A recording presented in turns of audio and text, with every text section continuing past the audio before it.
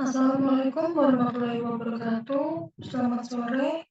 Perkenalkan, nama saya Sofia Diana Putri. Saya dari Ilmu Hukum kelas A1 Universitas Balikpapan. Di sini saya akan menjelaskan tentang perikatan yang lahir dari undang-undang untuk memenuhi mata kuliah hukum perikatan.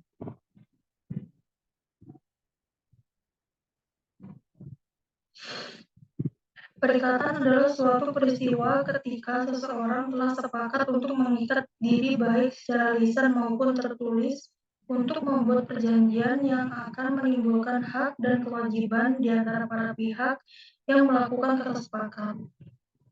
Ada dua sumber lahirnya, yaitu perikatan yang lahir dari undang-undang dan perikatan yang lahir dari perjanjian.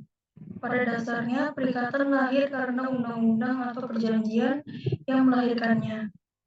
Dalam dunia hukum, perjanjian adalah salah satu bentukannya yang merupakan suatu perbuatan hukum. Akibat hukum, suatu perikatan yang lahir dari undang-undang mungkin tidak ditentukan oleh para pihak, tetapi hubungan hukum dan oleh pihak-pihak, tetapi hubungan hukum dan akibat hukumnya ditentukan oleh undang-undang.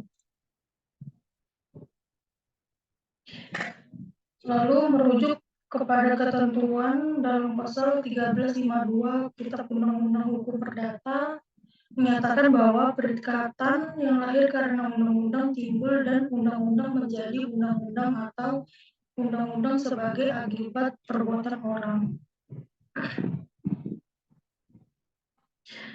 Perikatan yang timbul dari undang-undang tersebut terdapat dalam berbagai peraturan perundang-undangan, baik dalam KUH Perdata maupun peraturan undang-undangan lainnya.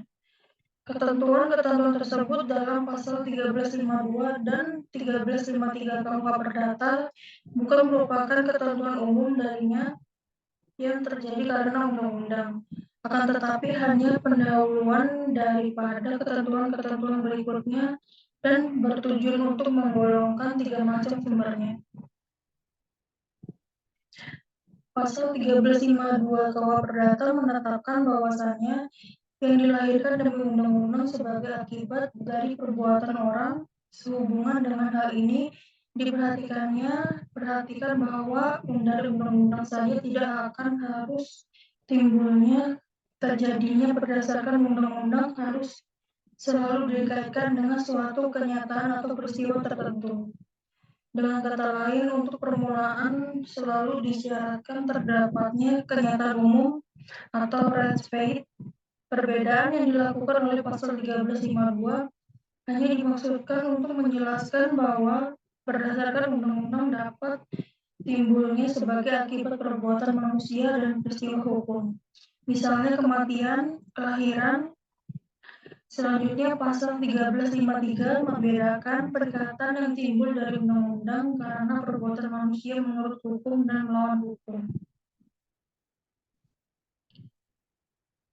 Perikatan bersumber dari undang-undang semata-mata adalah perikatan dengan terjadinya peristiwa tertentu ditetapkan melahirkan sesuatu hubungan hukum atau perikatan di antara pihak-pihak yang bersangkutan terlepas dari kemauan pihak-pihak tersebut. Jika undang-undang dapat dikatakan sebagai sumber perikatan adalah bahwa selain perjanjian yang melahirkannya, maka di sini dapat dikatakannya itu lahir antara orang atau pihak yang satu dengan pihak yang lainnya, tanpa orang-orang yang bersangkutan menghendakinya, bahwa perikatan itu dapat timbul walaupun orang atau pihak tidak melakukan perbuatan tersebut, suatu perbuatan tertentu secara langsung.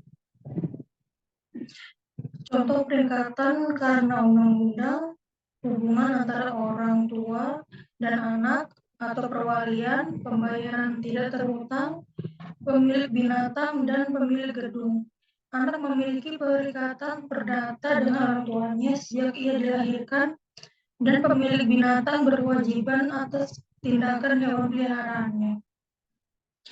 Perikatan yang lahir dari perjanjian memang dikehendaki oleh dua orang atau dua pihak yang membuat suatu perjanjian.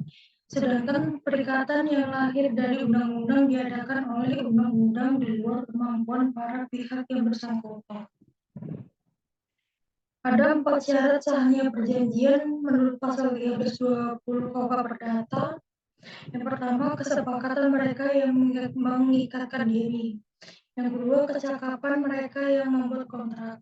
Yang ketiga, suatu hal tertentu. Yang keempat, suatu sebab yang halal.